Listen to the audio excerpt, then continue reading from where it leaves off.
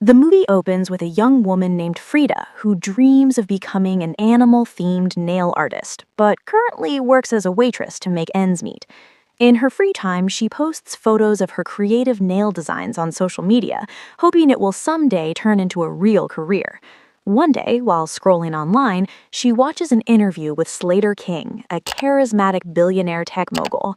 In it, Slater publicly asks for forgiveness for vague, inappropriate behavior and announces that he is stepping down as CEO of his company. He also mentions that he has bought a private island where he's trying to live more simply, growing his own food and raising chickens. Frida is fascinated and clearly has a crush on him. She searches for more information about Slater online and daydreams about his glamorous life. Compared to that, her own routine feels dull and suffocating. Frustrated, she blurts out that she desperately needs a vacation, anything that might shake up her monotonous life. A few days later, Frida and her roommate Jess arrive at Slater's annual gala, but only as staff, working as waitresses. Before the event begins, their boss pulls Frida aside to scold her for trying to talk to Slater at last year's gala. Frida insists it was actually Slater who approached her and complimented her nails, but the boss isn't interested. She orders Frida to stay invisible this time and just focus on serving. As they start working, Frida and Jess take in how extravagant the event is. Glamorous decor, wealthy guests in designer outfits, and an atmosphere of elite privilege. While weaving through the crowd with drink trays, Frida can't resist sneaking glances at Slater from across the room, clearly starstruck. Later, Jess pulls her into the locker room and reveals she has smuggled in two elegant party dresses so they can blend in with the guests. Tired of being background staff, they change out of their uniforms and slip back into the party looking like VIPs. Soon, Frida spots Slater and nervously starts walking toward him, but in her anxiety, she bumps into a waiter and falls to the floor. A hand reaches down to help her up. It's Slater. He checks she's okay, and they formally introduce themselves. Rather than brushing her off, he seems intrigued and starts bringing her into his inner circle. He introduces his therapist, Dr. Rich, his childhood friend, Cody, his head of security, Stan, his right-hand man, Vic, and his friends, Heather and Camilla. She also meets Lucas, a recent college graduate, Tom, a DJ, and Sarah, a reality TV star. For Frida, the night feels surreal. She drinks, laughs, and chats with a billionaire she used to admire only through a screen. At some point, Slater's assistant Stacy appears and reminds him they need to leave for his private island. Frida and Slater say a brief, bittersweet goodbye, and she excitedly recounts the encounter to Jess. Then, in a surprising twist, Slater returns and invites both Frida and Jess to join the group on the island. Overwhelmed and thrilled, they immediately accept.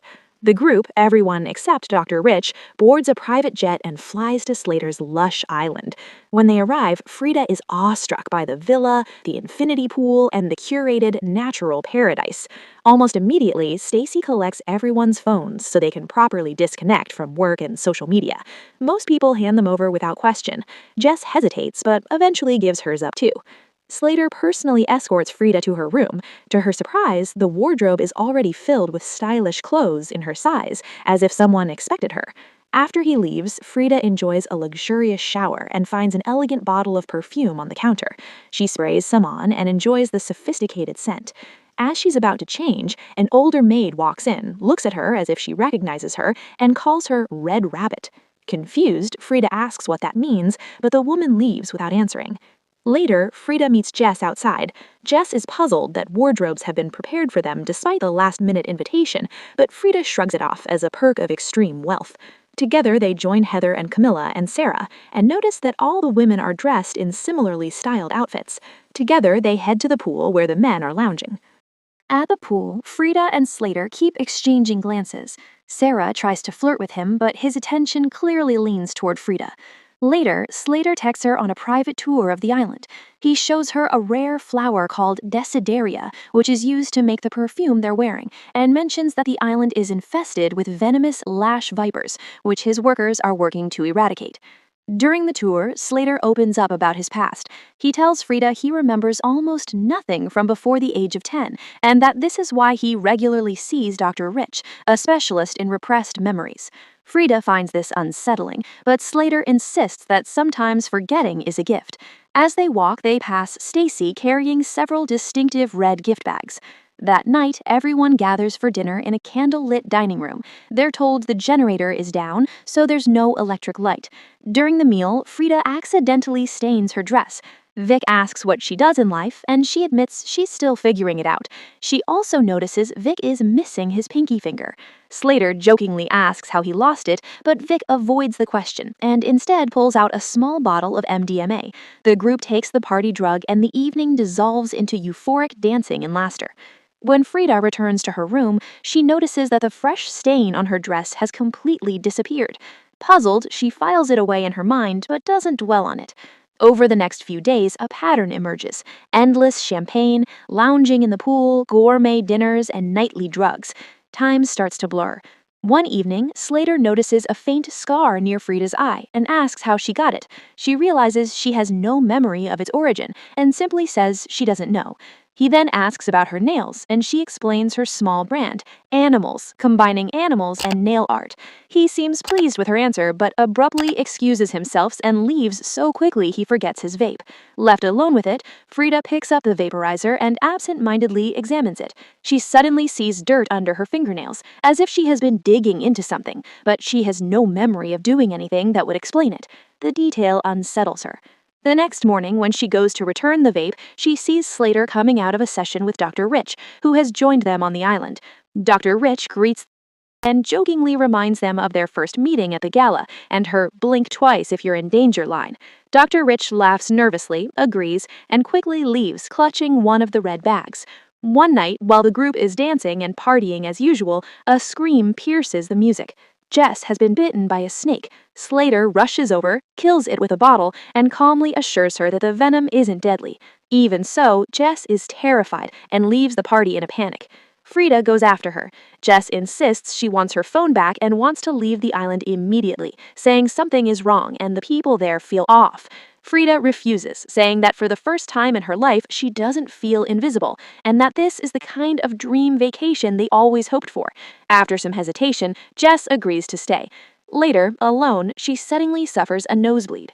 The next morning, Frida showers, applies the familiar perfume, and goes for a walk. She notices one of the red bags lying on the floor outside a room. Curious, she goes inside and finds that the room is filled with identical red bags. The old maid appears again, calls her Red Rabbit, and offers her a small cup of green liquid. Frida drinks it without asking questions.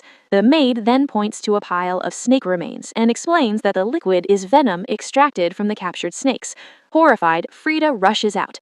That night, she has a disturbing dream of Jess holding a knife and begging her to hide it. When she wakes up, Frida feels sick and disoriented. Sarah comments that she doesn't look well. Lucas appears with a bruise around his eye, which no one questions, and no one seems to notice Jess is missing. After breakfast, the men go fishing while the women stay behind. One of the girls casually uses Jess's lighter, immediately catching Frida's attention. She asks where they got it and where Jess is. Shockingly, none of them remember anyone named Jess being on the island. Panicking, Frida rushes to the room where Jess had been staying, only to find it rearranged, with furniture stacked as if it has never been used. Back in her own room, she finds a knife hidden behind a mirror. Sarah comes in holding Jess's lighter. Frida insists Jess was real and stayed with them, but Sarah calmly says she would remember another guest. Frida lists the strange incidents: the disappearing dress stain, waking up with dirt under her nails, and now an entire person gone. Sarah reveals bruises on her arm she can't explain and admits the only person she knew before coming was Cody, who invited her after they met at a coffee shop. They both realize the men have been manipulating their minds.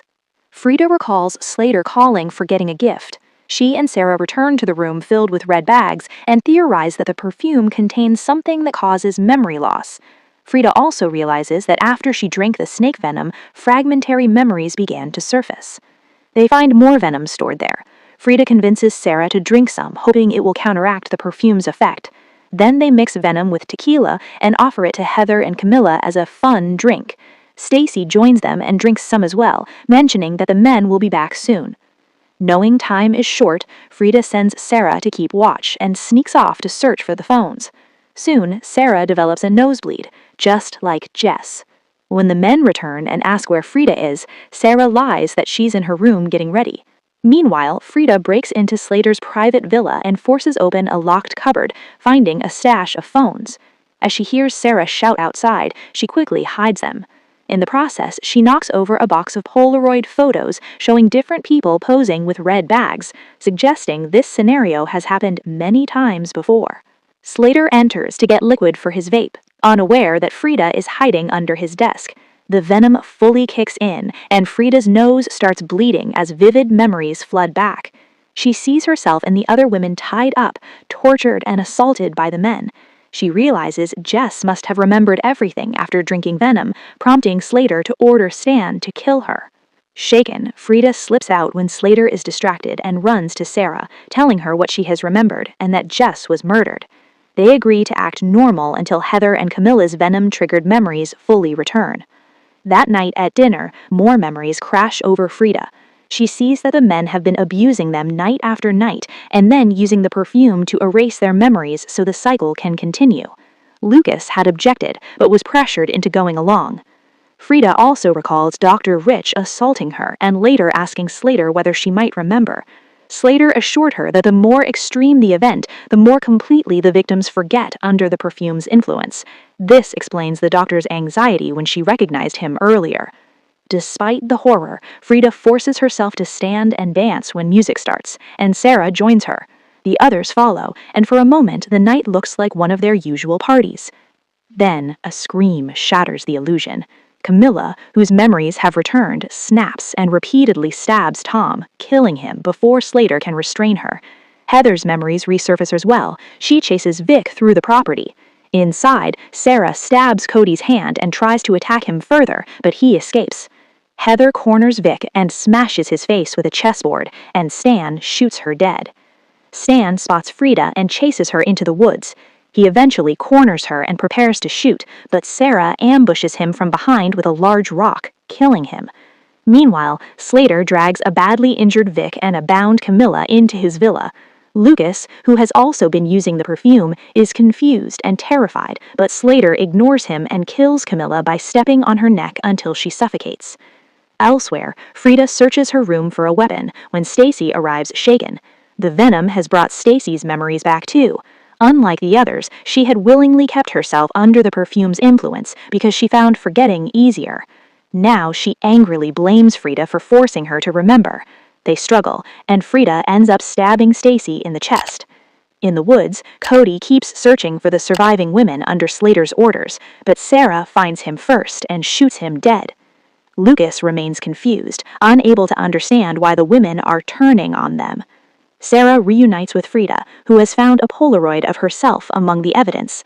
The photo is from a year earlier, proving Frida was on the island before and went through the same ordeal. Now fully aware, the women arm themselves with a gun and a knife and head to Slater's villa. They demand he open the door. Slater refuses, but Lucas, thinking he can calm things down, opens it, and Sarah immediately shoots Lucas. In the chaos, Slater overpowers Frida and drags her inside, locking the door. He ties her up once more. As she struggles, Frida has a final flashback to her earlier visit, trying to escape, falling on a rock, and getting the wound that became the scar near her eye. She remembers she had painted her nails with a red rabbit design and that she bit off Vic's pinky finger in that earlier struggle. In the present, Slater stands over her and says humanity could be spared endless suffering if people could simply forget their traumas.